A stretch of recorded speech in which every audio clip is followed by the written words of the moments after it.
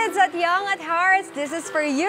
Mas may enjoy na ngayon ang cotton candy, kaya mas magiging sweet as candy rin kaya ang iyong ngiti. Pero hindi lang simpleng cotton candy ang hinanda natin ngayon dahil ginagawa na rin ito ng cute na designs.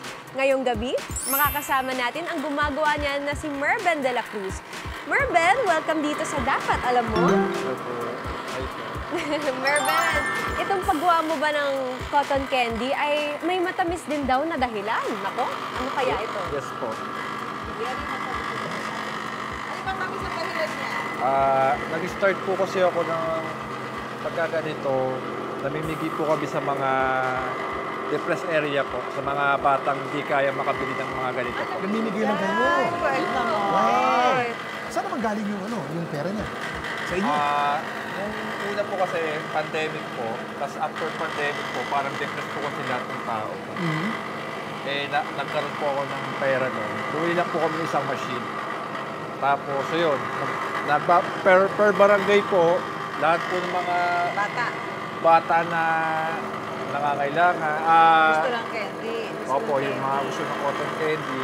Nag-ano po kami. Then, may nag-suggest sa amin na ituloy po namin yung business namin. Okay, Tapos, napansin ko may mga design dito. Ngayon lang nakakita ng cotton candy na may design, ha? Ang gaganda. Paano mo ginagawa yung design dyan sa cotton candy? May pattern po, wala ka? po talaga akong alam, ma'am. So, nung parang nag-self-study po ako. Ang Kasi galing.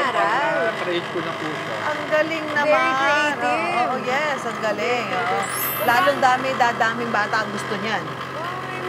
Curious po ako, magkano po ba ang presyo ng cotton candy na ito? Naglalaro po siya ng 50 to 100 po sa may design po. Yan, Kung walang design, try mo nga yan, Sa walang design po, nasa 30 po. Try daw natin. Try daw natin mag-puego. Pwede ba subukan natin? Ikaw gumawa. Subukan mo paano gumawa. So dapat ito inikot pa ganyan.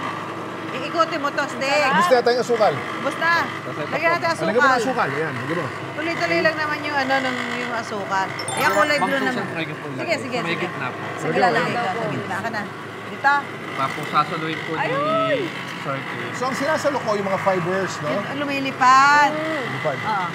Ito. So kanina, nilagay natin Yellow. pink. Ito naman yung Yellow. blue. At Try subukan po naman natin natin lagyan ng yellow. ng yellow. Naipit. Kailangan Hindi po madali kung may gumawa attitude ng dapat cotton biglaan. candy. Yan. Talagang train po dapat eh. No? Mabilis saka tuloy-tuloy po. Ano yan? Ikaw naman, Susan. Subukan mo. Ano naman? Ibang stick naman. Ibang stick naman. Ang stick. Ibang stick naman tayo. Hindi kanya, Susan! Dapat Naging dahan-dahan lang. lollipop na mga miso.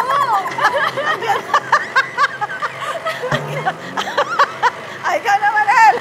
Kumuha ka ng stick mo! Bukas stick mo. Kanya-kanya stick yan. Susubukan mo mong ibang kulay.